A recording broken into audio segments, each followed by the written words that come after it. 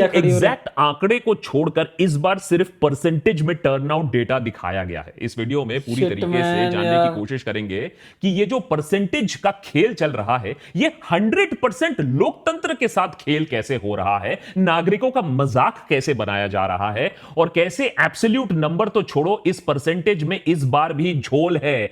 Initial figure, final figure, यानी voting के दिन माने उस रात को जो नंबर आया गया और फिर जो अपडेटेड फाइनल नंबर्स आ गए कुछ दिनों के बाद, उसमें 1 करोड़ से ज्यादा वोटर्स ऐड हो चुके हैं। क्या आपको हक नहीं है जानने का कि हमारे देश में कितने प्रतिशत वोट पड़ी है या कितने लोगों ने वोट डाली है? क्या हमने जब वोट डाल दी तो क्या उसके बाद ये सब क्वेश्चन पूछने का क्या हम लोग को हक नहीं है?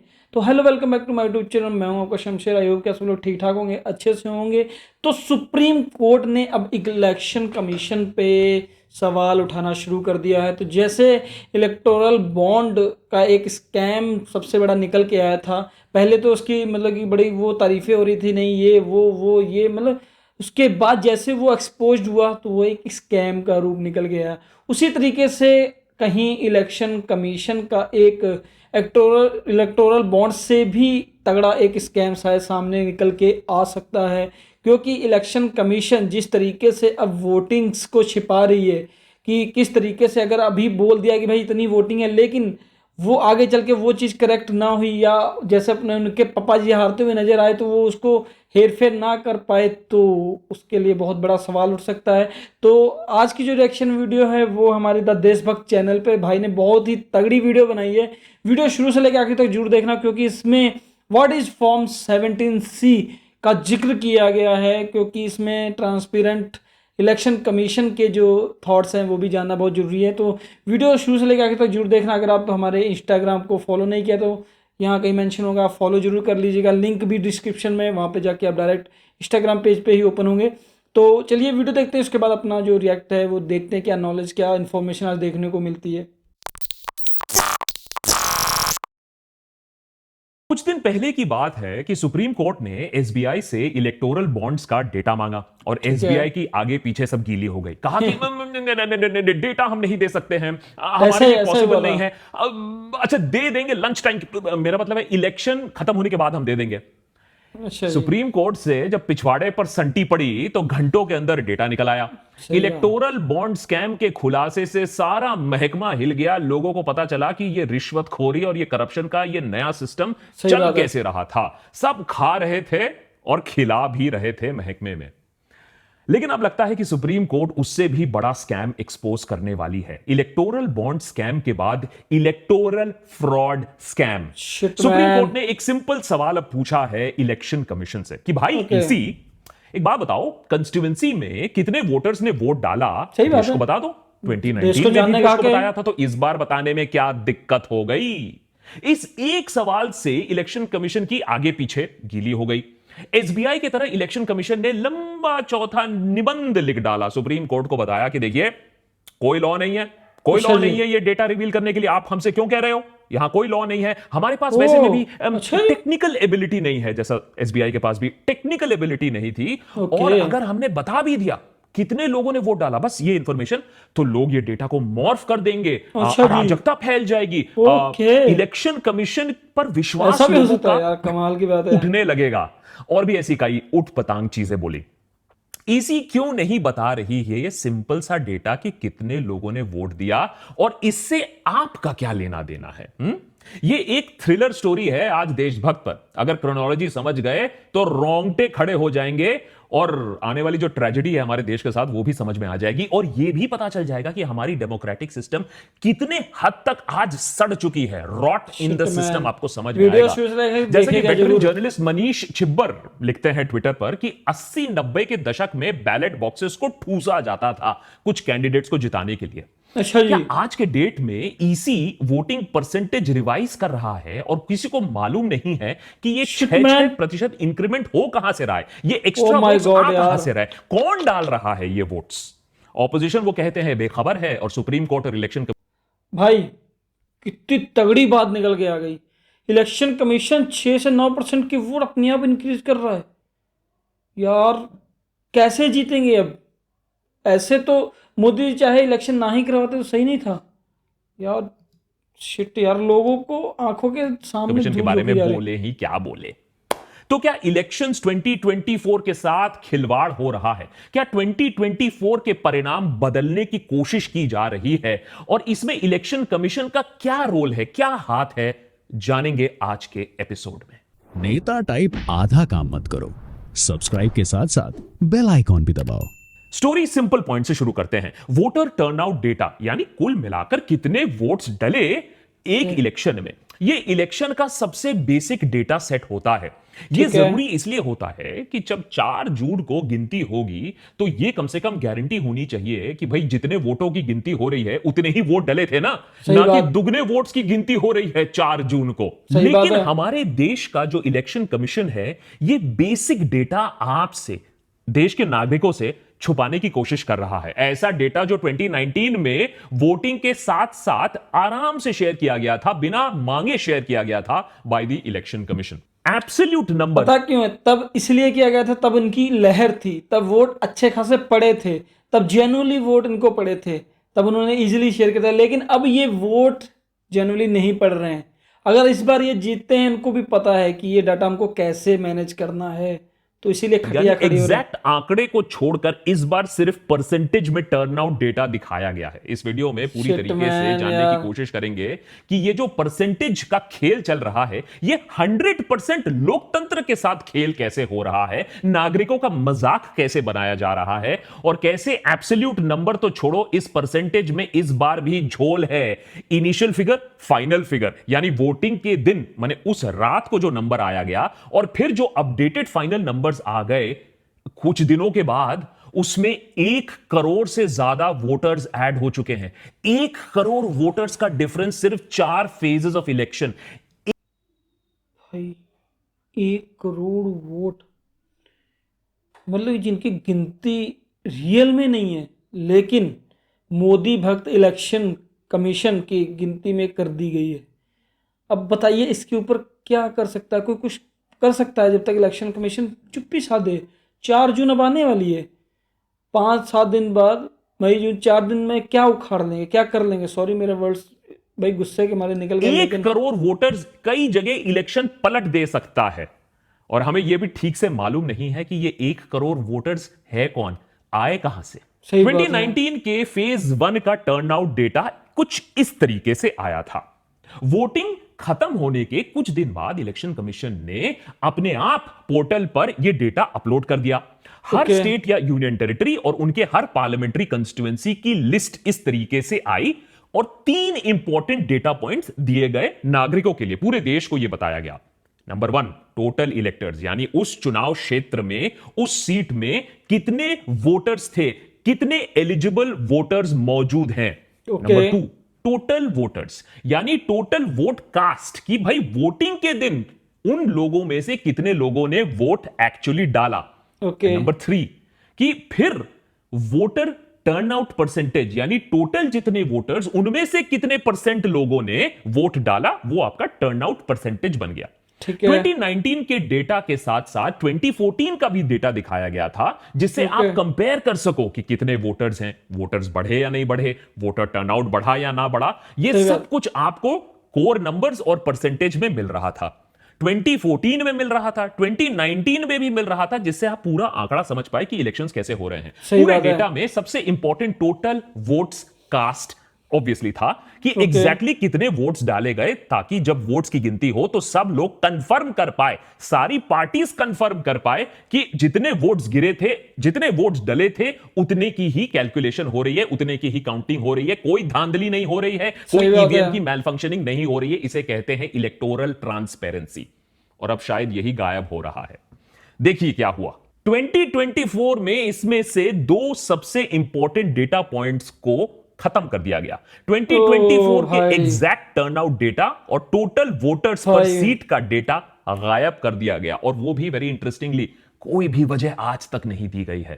टर्नआउट परसेंटेज का बस हमें डेटा मिला, हर स्टेट के लिए, हर लोकसभा के लिए, मगर टोटल वोट कास्ट यानी वोटिंग डे के दिन कितने लोगों ने वोट डाला था, यह सिंपल सा आंकड़ा हमें नहीं बताया जा रहा है। कोई अब कह सकता है कि भाई परसेंटेज तो यार। दी गई है ना, तो भाई कौन सी बड़ी बात हो गई। वोटर लिस्ट निकालो, पता लगाओ कि हर सीट पर कितने वोटर्स हैं, उसका परसेंटेज बना लो, आपको एग्जैक्ट नंबर मिल जाएगा। अच्छा पर जी। यहां पर आता है असली मैथ्स, क्योंकि यहां मैथ्स काम नहीं करेगा। सरकार नहीं चाहती है we get into the maths. पहली बात यह है कि अब तक इलेक्शन कमीशन ने पब्लिकली यह डेटा शेयर ही नहीं किया है कि हर एक सीट में total number of registered eligible voters कितने हैं। यह बेसिक डेटा ढंग से अवेलेबल हमारे पास नहीं है, अच्छा समझिए। जी। अगर 100% लोगों ने वोट किया है तो टोटल वोटर कितने हैं यह आपको पता नहीं है आज के डेट में। तो 78.62% कितना होगा यह कैसे पता लगाएंगे। अभी तक इलेक्शन कमीशन ने अपनी वेबसाइट पर सही सिर्फ बात है। बूथ लेवल डेटा दिया है, उसका टोटल नहीं दिया है। सैकड़ों बूथ्स हैं, आपको खुद बैठकर एक एक बूथ का इंफॉर्मेशन भरकर वेरिफिकेशन कर यह इंफॉर्मेशन निकालना पड़ेगा। द भाई हिंदू यार, ने shame कोशिश on यार, की क्या ये हो काम गया? करने के भी लिए, लेकिन उनके रिपोर्ट के अनुसार बिहार, उड़ीसा, दिल्ली जैसे राज्यों में कई बूथ लेवल पर डेटा मिसिंग है, एरर मैसेज दिखाया जाता है। मैंने हिंदी में बोले, यहां मैनिपुलेशन का स्कोप बढ़ जाता है, बाद में फर्जी वोट ऐड करने का स्कोप बढ़ जाता है। और अगर यह डाउट क्रीप करता है तो इलेक्शन कमीशन की ड्यूटी होती है कि किसी तरीके की इस तरीके की डाउट को हटाया जाए और ट्रांसपेरेंसी बरकरार रखा जाए। अब आप कहोगे कि अरे फिर अगर कुछ वोट्स की हेरा फेरी हो भी गई तो कौन सी बड़ी बात है, इंडिया इज अच्छा अ जी। Large country. वैसे बड़ी बात है नहीं बहुत सारी कंस्टिट्यूएंसीज में जहां लाखों में वोट्स का फर्क आता हो, लेकिन जहां इलेक्शन टाइट होगा वहां 1%, सिर्फ 1% या उससे कम भी अगर वोट शिफ्ट हो जाए तो हजारों वोट इधर से उधर हो सकते हैं। बहुत से कंस्टिट्यूएंसीज ऐसे आपको मिलेंगे जहां कुछ ही हजार या उससे भी कम में हार जीत का फैसला होता है। सही अब बात है सोचिए यार। ऐसे केसेस में जहां 3%, 4%, 6% रातों रात वोट शेयर बढ़ जाता है, तब क्या होगा। और इलेक्शन कमीशन के पास डेटा अगर नहीं होता और हम डेटा की मांग कर रहे होते तो भाई ये गलत बात होती, अच्छी बात नहीं होती। सही बात लेकिन है, उनके तब तो पास ये मानते डेटा हैं यार अवेलेबल है, बस हमें बताना नहीं चाह रहे हैं। एग्जैक्ट नंबर से इलेक्शन कमीशन के अफसर परसेंटेज कैलकुलेट करते हैं, इसको पोलिंग बूथ लेवल से अब समझने की कोशिश करते हैं। थोड़ा सा कॉम्प्लिकेटेड है लेकिन जरूरी है हमारे डेमोक्रेसी के लिए, आप ये प्रोसेस समझो। सही बात है यार। हर पोलिंग बूथ पर एक प्रिसाइडिंग ऑफिसर होता है जो बूथ लेवल पर इलेक्शन मैनेज कर रहा होता है, सब कुछ स्मूथ चल रहा है या नहीं चल रहा है। हर बूथ पे अलग अलग पार्टीज के पोलिंग एजेंट्स भी मौजूद होते हैं जो निगरानी रखते हैं कि भाई उनके साथ कोई और उनके पार्टी के साथ कोई नाइंसाफी ना हो रही हो। प्रिजाइडिंग ऑफिसर वोटिंग खत्म होने के बाद फॉर्म 17C, ये फॉर्म जरूरी है, इसको याद रखिएगा। फॉर्म 17C में ऑफिशियली नोट डाउन करते हैं कि उनके बूथ पे कितने वोट्स डाले गए, और वो भी ईवीएम वीवीपैट डेटा के साथ, माने किस मशीन में कितने वोट पड़े। ये कोर इलेक्टोरल डेटा है। कंस्टिट्यूएंसी के सारे बूथ के प्रिसाइडिंग ऑफिसर इस कंस्टिट्यूएंसी लेवल पर इलेक्शन को मैनेज कर रहा होता है। ये रिटर्निंग अफसर ये फॉर्म 17C को कोलेट करता है, जमा करता है, हिसाब लगाता है कि पूरे कंस्टिट्यूएंसी में कितने वोट पड़े, यानी एग्जैक्ट टर्नआउट कितना रहा। इसी एग्जैक्ट टर्नआउट से परसेंटेज निकाला जाता है टर्नआउट का, और 2019 तक एग्जैक्ट टर्नआउट और परसेंटेज ऑफ द टर्नआउट दोनों ही इलेक्शन कमीशन शेयर करती थी पूरे देश के साथ। पर Okay. अब ये एग्जैक्ट नंबर गायब कर दिया गया है, और जो टोटल नंबर ऑफ वोटर्स पर सीट का डेटा है वो तो वोटिंग से पहले ही इलेक्शन कमीशन के पास मौजूद है। बताइए यार, अब इतनी बड़ी बात हो जाए, देश के लोकतंत्र की हत्या बिल्कुल खत्म, अब हत्या कर ही दी गई है, ऐसी बात सामने में जिस हिसाब से भाई बता रहे हैं 6 से 9% की अगर इंक्रीजमेंट होता है तो भाई सच में लाखों की गिनती में जनता है, तो किस तरीके से वोट का ट्रांसफ़र हो गया, किस तरीके से फर्जी वोट्स पड़ गए। तो अभी भी देश के प्रधानमंत्री कहते हैं हमारे कि हम बिल्कुल फेयर इलेक्शंस करवाते हैं, इलेक्शन कमीशन कह रही बिल्कुल फेयर। अगर फेयर हैं तो डाटा कहाँ है भाई। हमें अपने देश में 2019 तक का पूरा हक, आप जब जीत रहे थे तब तो पूरी एक एक डिटेल थी। अब जब आप हारने की कगार पे हैं, वोट्स ऐसे हैं, तो आप कोई भी मतलब जो भी मनाए करेंगे आप। यार सच में यार, देश इतना आप देश को नीचे, इतना देश को आप लोकतंत्र की हत्या करने पे लगे हुए हैं। एक तो आपकी भाषा की मर्यादा दिन ब दिन खत्म होती जा रही है, मतलब ऐसे ऐसे वर्ड्स यूज कर रहे हैं पर देश के डिजिटल प्रधानमंत्री इंडिया के के बाद। युग में भी इस नंबर को इलेक्शन कमीशन ढंग से कोलेट करती नहीं है, कैलकुलेट नहीं करती है, अपने वेबसाइट पर नहीं डलती है। उल्टा कुछ बूथ्स के लिए तो एरर मैसेज आता है कि भाई हमारे पास डेटा ही नहीं है, टोटल वोटर डेटा भी नहीं है। अच्छा जी, अब सवाल है कि ऐसा ये क्यों possible हो रहा है क्या यार? इस क्लीन सिंपल इफेक्टिव फॉर्मेट को जो पहले इस्तेमाल किया गया है, अचानक से इसको हटाया क्यों गया बिना किसी रीजन? 2024 में रूल्स क्यों बदल गए? और यहां प्रॉब्लम आती है इलेक्शन कमीशन पर। क्या इलेक्शन कमीशन कुछ गलत कर रही है, जानबूझकर कुछ कर रही है? इसका जवाब हमारे पास है नहीं, टू बी वेरी ऑनेस्ट, और ना हमें इलेक्शन कमीशन पे इस तरीके के सवाल उठाने में कोई इंटरेस्ट है। लेकिन क्या इलेक्शन कमीशन कुछ गलत होने दे रही है, कुछ गलत होने का इंप्रेशन अलाउ कर रही है? That's हाँ, point है। क्योंकि इसके बारे में बहुत सारा इंफॉर्मेशन है और इसके बारे में काफी एविडेंस और डेटा है, और देशभक्त पर हम सिर्फ डेटा पर बात करते हैं। डेटा हमने पहले भी आपको दिखाया है कि कैसे x election commissioner Ashok Lavasa को रिजाइन करना पड़ा, मजबूर किया गया, क्योंकि उन्होंने प्रधानमंत्री मोदी को 2019 के इलेक्शन के समय क्लीन चिट नहीं दिया model code of conduct breach के लिए। कैसे बीजेपी ने man, चीफ यार। इलेक्शन कमिश्नर के अपॉइंटमेंट प्रोसेस को हाईजैक कर लिया, एक नया लॉ बना के अपने पसंदीदा लोगों को वहां ईसी में बैठा दिया। कैसे इलेक्शन से ठीक पहले 2 नए ईसी चुने गए, और कैसे 2024 के चुनाव में इलेक्शन कमीशन साफ तौर से मॉडल कोड ऑफ कॉन्डक्ट को इन्फोर्स नहीं कर पाया है। बड़े शर्म की बात है। man, ईसी को यार। कैसे कमजोर किया गया है, इस पर हमने अलग एपिसोड भी बनाकर क्या? रखा है, देख लीजिएगा। लेकिन अभी मामला और भी सीरियस हो गया है। समझिए ये दूसरा पॉइंट। 2024 इलेक्शंस में 19 अप्रैल को फर्स्ट फेज की वोटिंग होती है, ठीक है? Okay. और उस रात इलेक्शन कमीशन अनाउंस करती है कि करीबन 60% का टर्नआउट है। 26 अप्रैल को सेकेंड फेज ऑफ पोलिंग होती है। ईसी अनाउंस करती है उस दिन रात को वही करीबन 61% टर्नआउट है। फिर फर्स्ट फेज के वोटिंग के पूरे 11 दिन बाद, माने एक तो लंबा टाइम लेते हैं पूरा डेटा रिवील करने में, फिर लोग जब सवाल उठाना शुरू करते हैं, 11 दिन बाद रिवाइज डेटा पब्लिश किया जाता है। पर कोई नहीं, चलो ठीक है, बड़ा देश है, थोड़ा टाइम लग जाता है डेटा को अक्यूमुलेट करने के लिए, एक्यूरेसी चेक करने के लिए, कोई बड़ी बात नहीं है, एक्सेप्टेड। लेकिन इस बार रिवाइज डेटा में पूरे 6% का अंतर निकला। रिवाइज डेटा में टर्नआउट परसेंटेज 60 से 66% चले गया दोनों Shit, फेजेस के लिए। man। यूजुअली कभी कभार डेटा ऊपर जाता है, 2%, 4% तक मैक्सिमम जा सकता है। लेकिन कुछ बूथ्स में क्योंकि वोटिंग देर तक चल रही होती है, कम्युनिकेशन डिले होता है।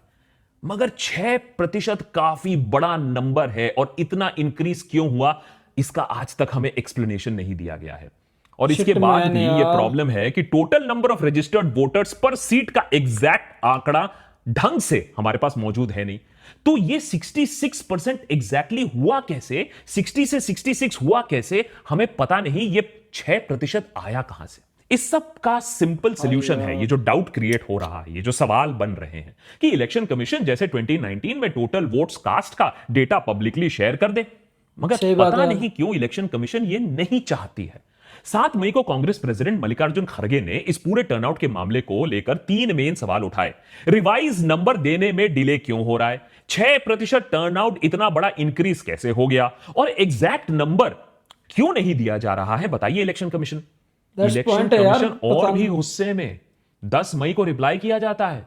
वो बोलती है खड़गे से कि भाई साहब, आप इलेक्शन कमीशन को इस तरफ से बदनाम नहीं कर सकते हो। अच्छा जी। और कहा कि जो एग्जैक्ट डेटा जो आप चाहते हो वो फॉर्म 17C के जरिए आप हर पार्टी के बूथ लेवल के पोलिंग एजेंट के पास जाकर ले सकते हो। अच्छा जी। यानी अगर पार्टी खुद से हर बूथ का एग्जैक्ट टर्नआउट नंबर जोड़ ले तो उसको seat wise exact turnout number मिल सकता है थियोरी में। मगर ये बहुत सेटिस्फैक्टरी जवाब है नहीं। ये इसलिए क्योंकि हमें यह बोला जा रहा है कि हर पोलिंग बूथ पर एक प्रिसाइडिंग ऑफिसर होता है जो वोटिंग खत्म होने के बाद फॉर्म 17C भरता है। ठीक। इस फॉर्म में एग्जैक्टली लिखा होता है कि कितने वोट्स बूथ में डले। ईवीएम के कंट्रोल यूनिट से यूनिक एक कोड भी लिखा जाता है ताकि गारंटी हो कि जिस मशीन से काउंटिंग हो रही हो उसमें कितने वोट डले हो, वो हम इलेक्शन के दिन समझ जाएं। ये form presiding officer returning officer को देता है, जैसे मैंने आपको बताया।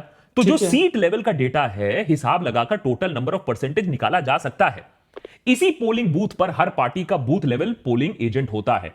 कानून के मुताबिक पोलिंग एजेंट जाकर प्रिसाइडिंग ऑफिसर से फॉर्म 17C की कॉपी ले सकता है ताकि उसके पास भी गारंटी हो कि ठीक से वोट डले हैं। प्रिसाइडिंग ऑफिसर कभी भी पोलिंग एजेंट को 17C देने से मना नहीं कर सकता है।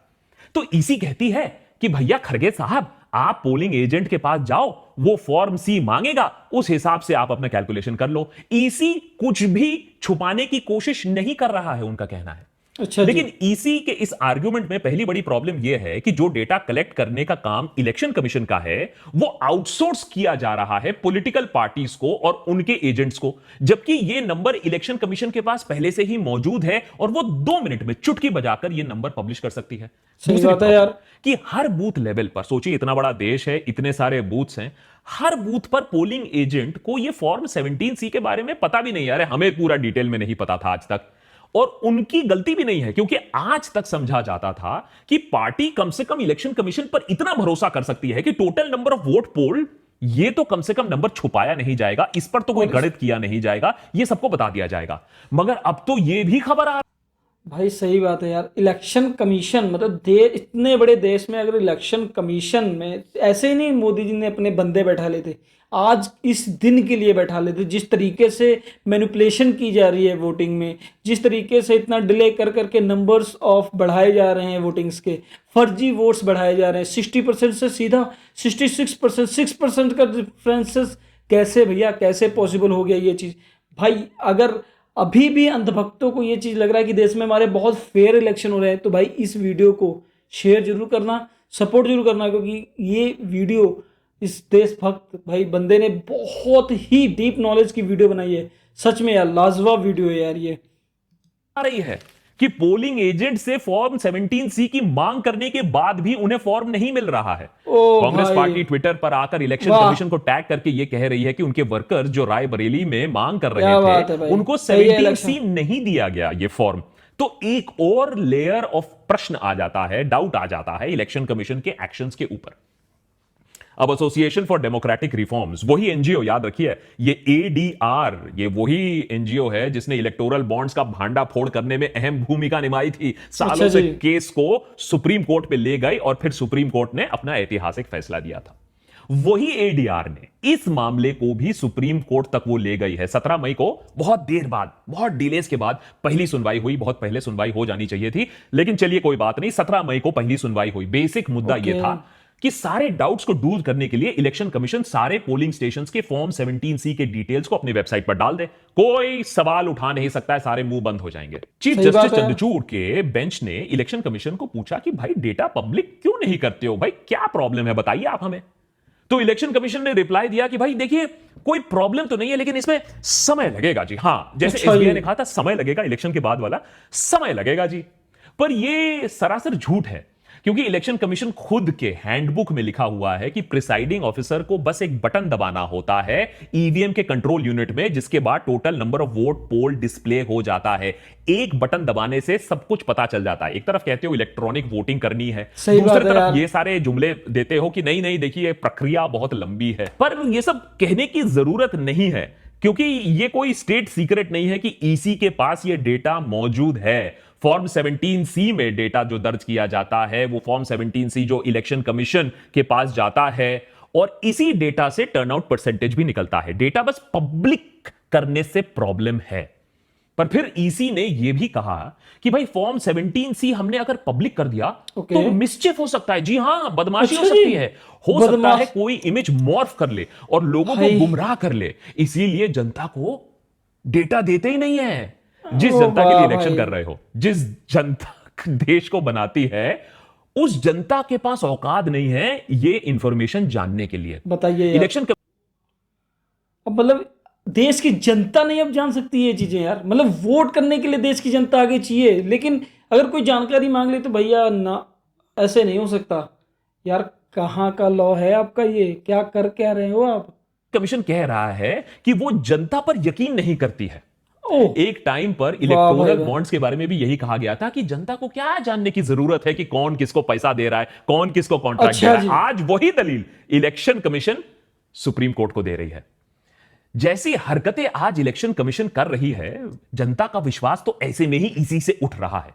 अगर बात है यार। मॉर्फिंग करनी होती तो ईसी कम से कम यह कर देता कि देखिए फैक्ट चेक कर लीजिए, हमारे वेबसाइट पर ओरिजिनल डेटा मौजूद है, मामला खत्म। और That's अगर point मॉर्फिंग यार। की बात है तो सारे पॉलिटिशियंस फिर स्पीच देना बंद कर दे, क्योंकि किसी भी पॉलिटिशियन का स्पीच मॉर्फ हो सकता है।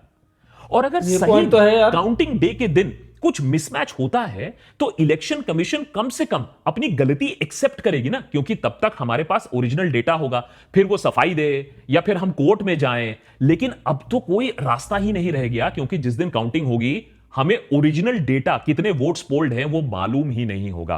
पर इस सब सही के बात है बावजूद यार। इलेक्शन कमीशन टस से मस नहीं हुई। वो कह रही है ऐसा कोई कानून नहीं है जो कहता है कि हम 17C को रिलीज करें। कैंडिडेट और उसके एजेंट भाई को छोड़कर यार, पब्लिक को बताने के लिए कोई जरूरी नहीं है, हमें कोई फोर्स पता नहीं है। कर सकता है। और ये जो पिटिशनर है ना, ये एंटाइटल्ड है, ये अपने आप को बहुत समझ रहा है ज्यादा, और ये कानून से अपने आप को आगे समझ रहा है। बेसिकली सुप्रीम कोर्ट को वही पुरानी चीज बोला जा रहा है कि जो सवाल कर रहा है वही विलन है, सवाल इस पर करो, ये सवाल इतना क्यों पूछ रहा है। अच्छा लेकिन जी। Section 93 in the conduct of election rules 1961 के पार्ट 2 के मुताबिक बैलेट पेपर्स और marked copy of electoral rolls को छोड़कर बाकी सारे पेपर्स को, इलेक्शन से संबंधित जो सारे पेपर्स हैं, and I quote, shall be open to public inspection. आम जनता का हक बनता है कि सही उनको बात है यार, परख सके ये सारी डॉक्यूमेंट्स, ये कॉपीज। एप्लीकेशन देने के बाद हमारा हक बनता है कि हम जान पाए। और यहां एक सिंपल चीज पूछा जा रहा है, भाई हमें बता दो कितने लोगों ने वोट किया है एक पोलिंग बूथ पर। आपका 17C दिखाने में आप सोच रहे हो कि इतना प्रॉब्लम क्यों हो रहा है। पर इलेक्शन कमीशन सुप्रीम कोर्ट पर अभी भी यह दलील दे रही है कि जनता का यह अधिकार नहीं है, इस अधिकार को बताइए खत्म यार। किया जाए, डेमोक्रेसी में ट्रांसपेरेंसी ना ही बचे। कई सवाल हैं और उम्मीद तो यह है कि जैसे एसबीआई के फालतू आर्ग्यूमेंट्स पर सुप्रीम कोर्ट ने संटी चलाई थी, वैसे ही सुप्रीम कोर्ट ये खारिज कर दे ये बकवास जो बोला जा रहा है, और हमें कम से कम ये क्लियर डेटा मिले। चलिए आपने ईवीएम के ऊपर कोई सवाल अलाउ नहीं किया, चलिए आपने वीवीपैट मैचिंग करने के लिए अलाउ नहीं किया, लेकिन कितने लोगों ने वोट किया है ये तो बता दो। सही बात है देर से यार, ही ये सही, तो कम लेकिन से कम अब जानकर। सेवरल लेवल पर ऑपोजिशन पार्टीज भी ये गेम समझ रही हैं।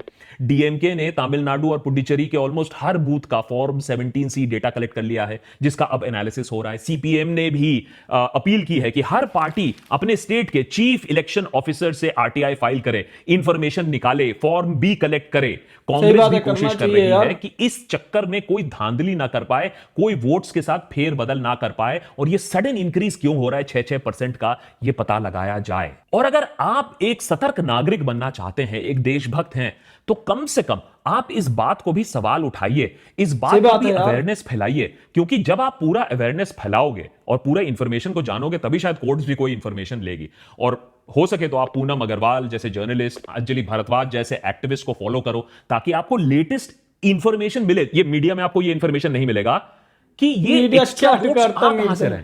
देखिए, अगर सही बात आज है। आप अपनी आवाज नहीं उठाएंगे ना, अगर आज आप कोर्ट से जवाब नहीं मांगेंगे ना, तो 4 जून को पता चलेगा कि 2-3 करोड़ एक्स्ट्रा वोट्स डल चुके हैं, पता भी नहीं और ये चला हम कहां लोग से को। है आपको पता सही नहीं। बात है। और उसके बाद डेमोक्रेसी का खत्म, टाटा गुड बाय। भाई आज की इस वीडियो को देख के सच में लग रहा है कि भाई कि हमारे इंडिया से डेमोक्रेसी की हत्या की जा रही है। जिस अंदाज से इलेक्शन कमीशन के अचानक से दो मतलब ऑफिसर से एकदम से चेंज कर देना, उसके बाद ओरिजिनल डाटा शेयर ना करना, किस चीज़ को रिप्रेजेंट करता है। भाई देश के नागरिक अगर वोट कर सकते हैं तो क्या वो अपने वोट का आंकड़ा नहीं मांग सकते क्या इलेक्शन कमीशन से? ये कहाँ का रूल हो गया? मतलब कि 2019 तक आप सब कुछ शेयर कर रहे थे, फेयर तरीके से सब कुछ बता रहे थे। आज जब लहर आपकी नहीं है, आज जब आप उसके अपोजिट जा रही हैं आपकी लहर, तो फिर आप डाटा क्यों नहीं रिप्रेजेंट कर रहे हैं, क्यों नहीं आप सबके सामने दिखा रहे हैं? मतलब तो आप उसके बाद भाई एक्सप्लेनेशंस दे रहे हैं कि भाई ऐसा नहीं है, वैसा है, वैसा है। यार जब सीधा सा एक सवाल आपसे पूछा गया, उसका सटीक 2 लाइनों में आंसर जी हाँ जी हम रिवील कर देते हैं, सबके सवाल ख़त्म, सबके जवाब ख़त्म। लेकिन नहीं, आप उसके आप एक्सक्यूजेस दे रहे हो इससे कि आप भड़क जाएगी जनता, ये हो जाएगा, वो हो जाएगा। भाई 2019 तक नहीं हो गया, अब क्या 2024 कोई अलग आ गया जो अब की बार हो जाएगा? सीधी सी बात है कि आप उसमें से हेर फेर नहीं कर सकते हैं ना। आप जिस तरीके से 6-6% का डिफरेंस दिखा रहे हैं अचानक से, तो वो कहाँ से कर पाएंगे अगर ओरिजिनल डाटा होगा तो भाई अगर आपको ये वीडियो सच में अगर इंफॉर्मेशनल लगी है, अगर आप लगते हैं कि आपको लगता है कि भाई देश का लोकतंत्र बचाना है, तो कम से कम वीडियोस को शेयर कीजिए, लाइक कीजिए, कमेंट कीजिए, ताकि हम भी देश की आवाज़ उठाने में किसी तरीके से पीछे ना हट सके। क्योंकि बस 2024 का जून 4 के बाद जैसे ही अगर मेरे मानने से बीजेपी अगर आई तो समझ लीजिए जैसे आज हम लोग आवाज़ें उठा रहे हैं तो जितने भी उठा रहे हैं सबकी आवाज़ें बंद होने वाली हैं, क्योंकि रूल्स रेगुलेशंस तो आपसे बिना पूछे सब कुछ करवा ली जाएगी, यहाँ तक कि आप सोच भी नहीं सकते कि आपके साथ हो क्या सकता है। तो आई होप कि आज की जो ये रिएक्शन वीडियो थी काफ़ी मतलब कि इलेक्शन के बारे में काफ़ी डीप इन्फॉर्मेशन थी जिसको जानने का हक सबको था। तो मिलते हैं नेक्स्ट वीडियो में एक और अच्छे से इलेक्शन वीडियो के साथ। उससे पहले हमारे इंस्टाग्राम को फॉलो जरूर कर लीजिएगा। तब तक ले टेक केयर, बाय बाय।